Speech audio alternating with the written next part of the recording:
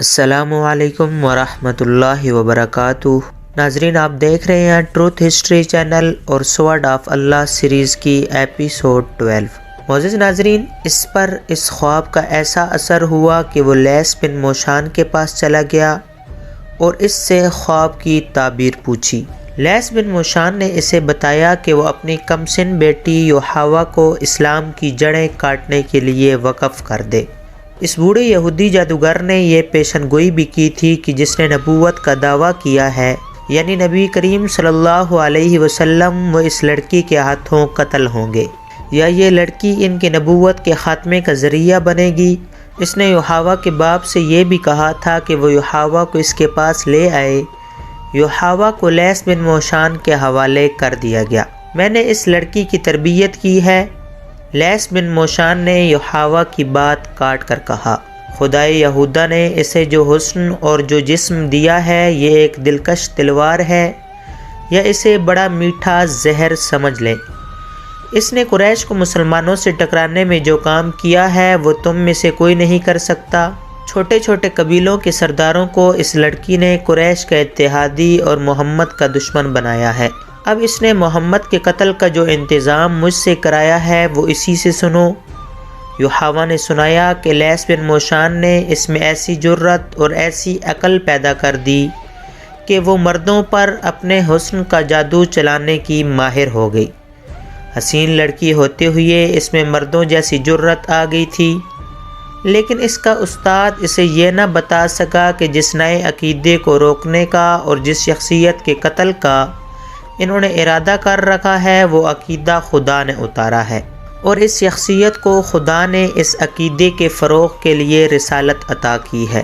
یوحوا کی تربیت ایسی ہی ہوئی کہ وہ اپنے مذہب کو دنیا کا واحد سچا مذہب سمجھتی رہی اور یہ نہ سمجھ سکی کہ حق پرستوں پر اللہ کا ہاتھ ہوتا ہے۔ خدا نے اسے آندھی میں تنہا پھینک دیا، لیکن وہ خدا کا یہ اشارہ سمجھ نہ سکی۔ کہاں وہ جرت کے مقابلے میں اپنے آپ کو مردوں کے برابر سمجھتی تھی، کہاں وہ ایک کمزور اور بے بس لڑکی بن گئی۔ وہ مرد کے جسم سے ناآشنا نہیں تھی۔ جرید بن مسیب کا جسم بھی ایک مرد کا ہی جسم تھا، لیکن اس جسم کو وہ مقدس اور پاک سمجھنے لگی اور جرید اسے فرشتہ لگنے لگا۔ وجہ یہ تھی کہ وہ اس کے حسین چہرے، ریشم جیسے بالوں اور دلکش جسم سے ذرا بھی متاثر نہ ہوا تھا۔ یوحوا پر جرید کے اس رویے کا یہ اثر ہوا کہ وہ جرید کے جسم میں کشش محسوس کرنے لگی۔ مکہ دور نہیں تھا۔ شام کے بعد جب رات گہری ہو چکی تھی، جرید نے یوحوا کو اس کے گھر پہنچا دیا۔ یوحوا کے قلعہ نما مکان کا دروازہ کھلا تو اس کا باپ پریشان نظر آیا۔ اسے توقع نہیں تھی کہ اس کی بیٹی زندہ واپس آ جائے گی۔ انہوں نے جرید کو روک لیا اور شراب سے اس کی تواضع کی۔ جرید جب چلا گیا تو یوحوا نے اپنی ذات میں خلا محسوس کیا۔ دوسرے ہی روز اس نے جرید کو پیغام بھیجا کہ اسے ملے۔ جرید آ گیا۔ یہ ایک جذباتی ملاقات تھی۔ جرید نے یہ ملاقات جذبات تک ہی رکھی۔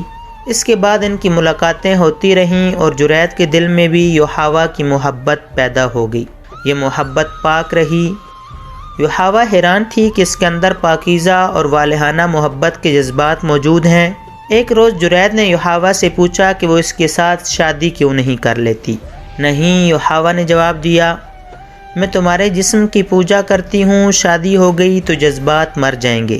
میری بیٹیاں ہیں، بیٹا کوئی نہیں۔ جرید نے اسے کہا، میں دوسری شادی کرنا چاہتا ہوں، مجھے بیٹا چاہیے۔ یوحوا سوچ میں پڑ گئی۔ وہ جرید بن مسیب کی یہ خواہش پوری کرنا چاہتی تھی۔ اسے ایک رستہ نظر آ گیا۔ ہمارا ایک بزرگ ہے، لیس بن موشان، یوحوا نے کہا، اس کے پاس کوئی علم ہے، اس کے ہاتھ میں کوئی طاقت ہے۔ مجھے امید ہے کہ وہ اپنے علم اور عمل کے زور سے تمہیں اسی بیوی سے بیٹا دے گا۔ تم میرے ساتھ چلو، وہ میرا اتالیق ہے۔ جرید بن مسیب اس کے ساتھ لیس بن موشان کے پاس جانے کے لیے تیار ہو گیا۔ ان کی دوستی دو آدمیوں یا دو عورتوں کی صورت اختیار کر گئی تھی۔ وہ جب اکٹھے بیٹھتے تو رسول کریم صلی اللہ علیہ وسلم کے خلاف باتیں کرتے تھے، اسلام کے فروغ کو روکنے کے منصوبے بھی بناتے تھے، لیکن جرید مسلمانوں کے خلاف کسی جنگی کارروائی میں شریک نہیں ہوتا تھا۔ یوحوا کو اس کی یہ بات پسند نہیں تھی۔ وہ اسے اکساتی اور بھڑکاتی تھی، میرا مذہب تم ہو، جرید بن مسیب نے اسے ایک روز فیصلے کے لہجے میں کہہ دیا تھا، تم میری بیوی نہیں بن سکتی تو نہ صحیح میں تمہیں دیکھے بغیر زندہ نہیں رہ سکتا۔ میں تمہیں ایک راز بتا دیتی ہوں جرید، یحاوہ نے اسے کہا تھا، میں کسی کی بھی بیوی نہیں بنوں گی، میرے باپ نے میری زندگی یہودیت کے لیے وقف کر دی ہے۔ لیث بن موشان نے مجھے یہ فرض سونپا ہے کہ اسلام کے زیادہ سے زیادہ دشمن پیدا کروں۔ میرے دل میں اپنے مذہب کے بعد صرف تمہاری محبت ہے، مجھے تم اپنی ملکیت سمجھو۔ ایک روز جرید یحاوہ کے ساتھ لیث بن موشان سے ملنے اس کے پاس چلا گیا۔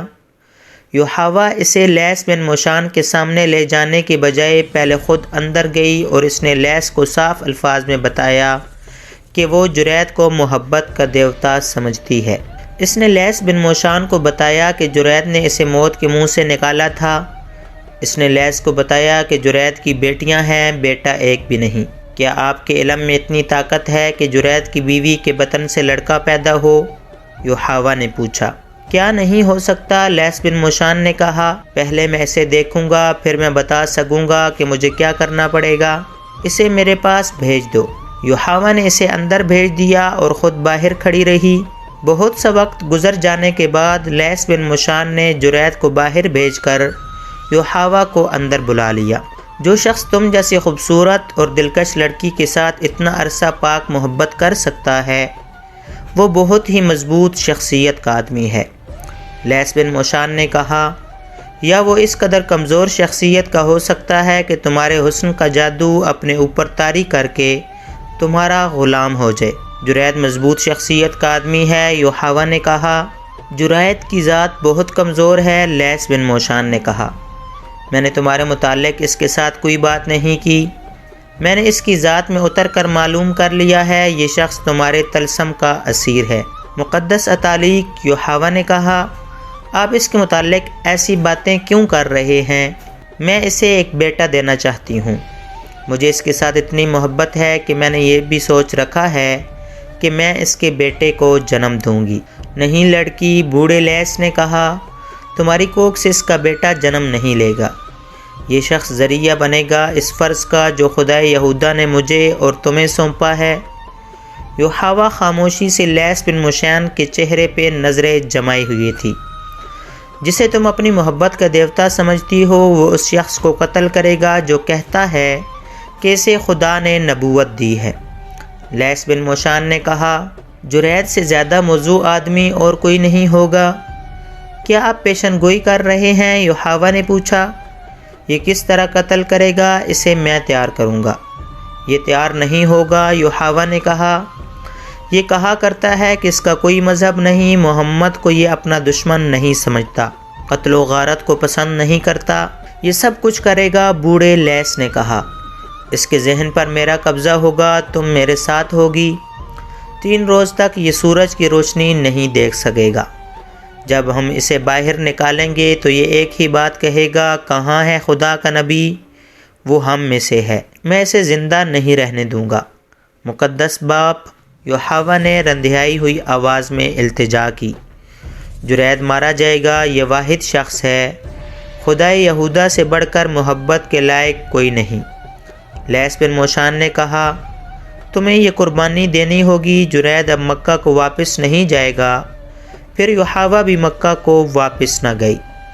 جرید بن مسیب بھی نہ گیا۔ بوڑھے لیث نے دونوں کو 3 دن اور 3 راتیں ایک کمرے میں بند رکھا۔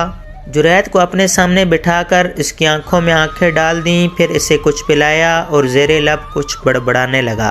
اس نے یحاوہ کو نیم برہنہ کر کے اس کے ساتھ بٹھا دیا۔ لیث یحاوہ کو جو کہتا رہا وہ کرتی رہی۔ یہ ضروری نہیں کہ میں تم سب کو یہ بھی بتاؤں کہ میں نے جرید کے ذہن اور اس کی سوچوں کو کس طرح اپنے قبضے میں لیا ہے۔ لیث نے کہا، میں اسے ساتھ لایا ہوں، تم اسے خود دیکھ لو۔ لیث بن موشان نے یحاوہ کو اشارہ کیا، یحاوہ باہر چلی گئی اور جرید بن مسیب کو اپنے ساتھ لے آئی۔ جرید نے اندر آ کر سب کو باری باری دیکھا۔ وہ یہاں نہیں ہے، جرید نے کہا، میں اسے پہچانتا ہوں، وہ ہم میں سے ہے، وہ یہاں نہیں۔ ذرا صبر کرو جرید، بوڑھے لیث نے کہا، ہم تمہیں اس تک پہنچائیں گے کل جرید، بیٹھ جاؤ۔ جرید یحاوہ کے ساتھ لگ کر بیٹھ گیا اور بازو اس کی کمر میں ڈال کر اسے اپنے اور قریب کر لیا۔ اگلی صبح جب مدینہ میں لوگ فتح کی خوشیاں منا رہے تھے اور کعب بن اسد کے گھر رسول اکرم صلی اللہ علیہ وسلم اور اسلام کے خلاف بڑی ہی خطرناک سازش تیار ہو چکی تھی، رسول کریم کو یاد دلایا گیا کہ بنو قریظہ نے، جس کا سردار کعب بن اسد تھا، مدینہ کے محاصرے کے دوران اہل قریش اور غطفان کے ساتھ خفیہ معاہدہ کیا، جسے نعیم بن مسعود نے بڑی دانشمندی سے بیکار کر دیا تھا۔ یہ واقعہ بھی 2-4 روز پہلے کا تھا، جس میں رسول اللہ صلی اللہ علیہ وسلم کی پھوپھی حضرت صفیہ نے ایک یہودی مخبر کو قتل کیا تھا۔ یہ مخبر اس چھوٹے سے قلعے میں داخل ہونے کا رستہ دیکھ رہا تھا، جس میں مسلمانوں کی عورتیں اور ان کے بچوں کو رکھا گیا تھا۔ اس یہودی نے ایک عورت کو اپنے مقابلے میں دیکھ کر بڑے رعب اور گھمنڈ سے کہا تھا کہ وہ یہودی ہے اور مخبری کے لیے آیا ہے۔ حضرت صفیہ نے اس کی تلوار کا مقابلہ ڈنڈے سے کیا اور اسے ہلاک کر دیا تھا۔ خدا کی قسم، کسی صحابی نے للکار کر کہا، ان یہودیوں پر اعتبار کرنا اور ان کی بدعہدی پر انہیں بخش دینا ایسا ہی ہے جیسے اپنا خنجر اپنے ہی دل میں اتار لیا جائے، ایسا ہی ہے جیسے اپنا خنجر اپنے ہی دل میں اتار لیا جائے۔ عبداللہ بن محمد بن اسما اور نافع حضرت ابن عمر کے حوالے سے روایت کرتے ہیں کہ معرکہ خندق کے خاتمے پر رسول اللہ صلی اللہ علیہ وسلم نے فرمایا، تم میں ہر کوئی نماز عصر بنو قریظہ کے پاس پہنچ کر پڑھے۔ ایک اور حدیث میں ہے، جس کے راوی حضرت انس ہیں، انہوں نے کہا تھا، میں اب تک لشکر جبرائیل کا گرد و غبار بنو غنم میں اڑاتے ہوئے دیکھ رہا ہوں۔ یہ اس وقت کی بات ہے جب رسول اللہ صلی اللہ علیہ وسلم بنو قریظہ کو بدعہدی اور دھوکہ دہی کی سزا دینے گئے تھے۔ تمام مورخین نے لکھا ہے کہ رسول کریم صلی اللہ علیہ وسلم کے حکم سے مسلمانوں نے چڑھائی کر دی اور بنو قریظہ کی قلعہ بند بستی کو محاصرے میں لے لیا۔ احادیث کے مطابق سعد بن معاذ کو بنو قریظہ کے سرداروں کے پاس اس پیغام کے ساتھ بھیجا گیا کہ وہ اپنی بدعہدی کی سزا خود تجویز کریں۔ سعد بن معاذ زخمی تھے۔ خندق کی لڑائی میں انہیں قبیلہ قریش کے ایک آدمی حبان بن عرفہ کی برچھی لگی تھی۔ لیس بن موشان، یحاوہ اور یہودیوں کے 3-4 سرکردہ آدمی ابھی تک کعب بن اسد کے پاس بیٹھے ہوئے تھے۔ جرید بن مصیب بھی وہیں تھا۔ انہوں نے اپنی سازش کا وقت رات کا مقرر کیا، لیکن ایک یہودی دوڑتا ہوا اندر آیا، مسلمان آ رہے ہیں۔ اس نے گھبراہٹ سے کانپتی ہوئی آواز میں کہا، صاف نظر آتا ہے کہ وہ دوست بن کر نہیں آ رہے، گرد بتا رہی ہے کہ وہ چڑھائی کرنے آ رہے ہیں، گرد دائیں بائیں پھیل رہی ہے، دیکھو، اٹھو اور دیکھو۔ کعب بن اسد دوڑتا ہوا باہر نکلا اور قلعہ کے برج میں چلا گیا۔ وہاں سے دوڑتا اترا اور لیس بن موشان کے پاس پہنچا۔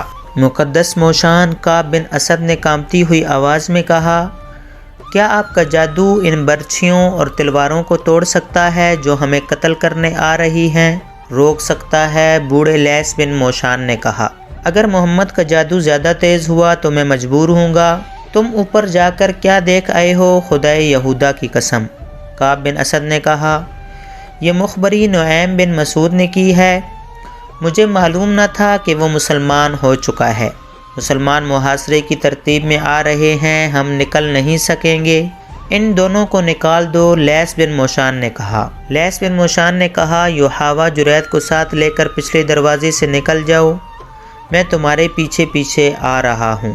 آپ اوپر کیوں نہیں جاتے لیس بن موشان؟ کعب بن اسد نے کہا، تم اس راز کو نہیں سمجھ سکتے۔ بوڑھے لیس نے کہا، موسیٰ نے فرعون کو ایک دن میں ختم نہیں کر دیا تھا، یہ عصا جو تم میرے ہاتھ میں دیکھ رہے ہو وہی ہے جو موسیٰ نے دریا میں مارا تھا تو پانی نے انہیں رستہ دے دیا تھا۔ یہ عصا کا کرشمہ تھا کہ فرعون کا لشکر اور وہ خود دریا میں ڈوب کر فنا ہو گیا تھا۔ جس طرح موسیٰ اپنے قبیلے کو مصر سے نکال لائے تھے، اسی طرح میں تمہیں یہاں سے نکال لوں گا۔ یحاوہ اور جرید بن مسیب پچھلی دروازے سے نکل گئے اور لیس بن موشان بھی نکل پڑا۔ مسلمان جب بنو قریظہ کی بستی کے قریب آئے تو عورتوں اور بچوں میں ہڑبونگ بپا ہو گئی اور بھگدڑ مچ گئی۔ عورتیں اور بچے اپنے گھروں کو بھاگے جا رہے تھے، کوئی آدمی مقابلے کے لیے باہر نہ آیا۔ جو مسلمان ٹیکریوں کی طرف سے محاصرے کے لیے آگے بڑھ رہے تھے انہیں 2 آدمی اور 1 عورت نظر آئی۔ تینوں بھاگے جا رہے تھے۔ آدمی جو بوڑھا تھا اور عورت اپنے ساتھی کو گھسیٹ رہے تھے، وہ پیچھے کو مڑ مڑ کر دیکھتا اور آگے نہیں چلتا تھا۔ وہ لیث بن موشان، جرید اور یحاوہ تھے۔ لیث نے جرید کے ذہن پر قبضہ کر کے اسے رسول اللہ صلی اللہ علیہ وسلم کے قتل پر آمادہ کر لیا تھا، لیکن اب جرید اس کے لیے مصیبت بن گیا تھا۔ وہ اس عمل کے زیر اثر تھا جسے آج ہپناٹزم کہا جاتا ہے۔ یحاوہ اپنی محبت کی خاطر اسے اپنے ساتھ لے جا رہی تھی۔ اسے یہی ایک خطرہ نظر آ رہا تھا کہ جرید مسلمانوں کے ہاتھوں مارا جائے گا، اور لیث جرید کو اس لیے اپنے ساتھ لے جانے کی کوشش میں تھا کہ اسے کسی اور موقع پر رسول اللہ صلی اللہ علیہ وسلم کے قتل کے لیے استعمال کرے گا۔ لیکن جرید لیث کے عمل تنویم کے زیر اثر بار بار کہتا تھا، کہاں ہے وہ جو اپنے آپ کو خدا کا نبی کہتا ہے؟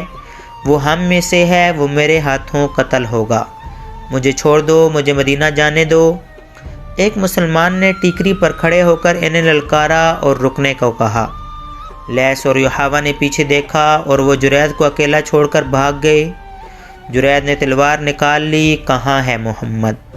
جرید نے تلوار لہرا کر ٹیکری کی طرف آتے ہوئے کہا، وہ ہم میں سے ہے، میں اسے پہچانتا ہوں، میں اسے قتل کروں گا جس نے نبوت کا دعویٰ کیا ہے۔ یحاوہ میری ہے، وہ للکارتا آ رہا تھا۔ یحاوہ حبل اور عزا سے زیادہ مقدس ہے، سامنے لاؤ اپنے نبی کو۔ کون مسلمان اپنے اللہ کے رسول کی اتنی توہین برداشت کرتا؟ جس مسلمان نے ان تینوں کو للکارا تھا، اس نے کمان میں تیر ڈالا اور دوسرے لمحے میں یہ تیر جرید بن مسیب کی دائیں آنکھ میں اتر کر کھوپڑی کے دور اندر پہنچ چکا تھا۔ جرید کے ایک ہاتھ میں تلوار تھی، اس کا دوسرا ہاتھ دائیں آنکھ پر چلا گیا اور اس نے تیر کو پکڑ لیا۔ وہ رک گیا، اس کا جسم ڈولا، پھر اس کے گھٹنے زمین سے جا لگے۔ اس کا وہ ہاتھ جس میں تلوار تھی اس طرح زمین سے لگا کہ تلوار کی نوک اوپر کو تھی۔ جرید بڑی زور سے آگے کو گرا، تلوار کی نوک اس کی شاہ رگ میں اتر گئی۔ وہ ذرا سا تڑپا اور ہمیشہ کے لیے بے حس و حرکت ہو گیا۔ سعد بن معاذ جو زخمی تھے کعب بن اسد کے دروازے پر جا رکے اور دستک دی۔ کعب نے غلام کو بھیجنے کے بجائے خود دروازہ کھولا۔ بنو قریظہ کے سردار سعد بن معاذ نے کہا، تیرے قبیلے کے بچے نے دیکھ لیا کہ تیری بستی ہمارے گھیرے میں ہے۔ کیا تو کہہ سکتا ہے کہ تو نے وہ گناہ نہیں کیا جس کی سزا آج تیرے پورے قبیلے کو ملے گی؟ کیا تو نے سوچا نہیں تھا کہ بدعہدی کی سزا کیا ہے؟ مجھے انکار نہیں، کعب بن اسد نے ہارے ہوئے لہجے میں کہا، لیکن میں نے وہ گناہ کیا نہیں جو ابو سفیان مجھ سے کرانا چاہتا تھا۔ اس لیے نہیں کیا کہ تو اس سے یرغمال میں اونچے خاندانوں کے آدمی کو مانگتا تھا۔ سعد بن معاذ نے کہا، اس سے پہلے تو نے اسے کہہ دیا تھا کہ تیرا قبیلہ مدینہ کے ان مکانوں پر شبخون مارے گا جس میں ہماری عورتیں اور بچے تھے۔ تو نے ایک مخبر بھی بھیجا تھا، بدبخت انسان۔ تو نہ سوچ سکا کہ مسلمانوں کی ایک عورت بیدار ہوئی تو وہ یہودیوں کی شیطانیت کو صرف ایک ڈنڈے سے کچل دے گی۔ میں جانتا ہوں تمہیں نعیم بن مسعود نے خبر دی ہے کہ میں نے تم سے بدعہدی کی ہے۔ کعب بن اسد نے شکست خوردہ آواز میں کہا، تم یہ جان لو کہ یہ خبر غلط نہیں، میں نے جو کچھ کیا وہ اپنے قبیلے کی سلامتی کے لیے کیا تھا۔ اب اپنے قبیلے کے لیے سزا خود ہی مقرر کر لو۔ سعد بن معاذ نے کہا، تو جانتا ہے کہ معاہدہ توڑنے والے قبیلے کو کیا تاوان دینا پڑتا ہے؟ اگر تو خود اپنی سزا کا فیصلہ نہیں کرتا تو بھی تجھے معلوم ہے کہ تیرے قبیلے کا انجام کیا ہوگا۔ کیا تو بنو قینقاع اور بنو نذیر کا انجام بھول گیا ہے؟ مجھے اس زخم کی قسم جو میں نے خندق کی لڑائی میں کھایا ہے، تیرے قبیلے کا انجام ان سے زیادہ برا ہوگا۔ ہاں سعد، کعب بن اسد نے کہا، میں جانتا ہوں میرے قبیلے کا انجام کیا ہوگا، ہمارے بچے اور ہماری عورتیں بھی ختم ہو جائیں گی۔ میرا فیصلہ یہ ہے کہ معاہدے کے مطابق میرے قبیلے کے تمام مردوں کو قتل کر دو اور ہماری عورتوں اور ہمارے بچوں کو اپنے ساتھ لے جاؤ۔ وہ زندہ تو رہیں گے، صرف زندہ نہیں رہیں گے، سعد بن معاذ نے کہا، وہ خدا کے سچے نبی کی رحمت کی بدولت باعزت زندگی بسر کریں گے۔ اپنے تمام آدمیوں کو باہر نکالو۔ سعد بن معاذ واپس آ گئے۔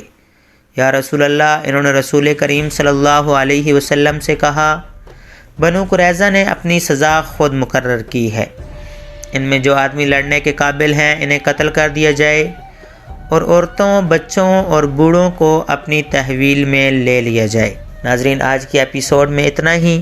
امید ہے آج کی ایپیسوڈ آپ کو پسند آئی ہوگی۔ اگر ویڈیو پسند آئی ہو تو لائک شیئر کریں اور کمنٹ باکس میں اپنی رائے ضرور دیں۔ ملتے ہیں اگلی ایپیسوڈ میں۔ اللہ حافظ۔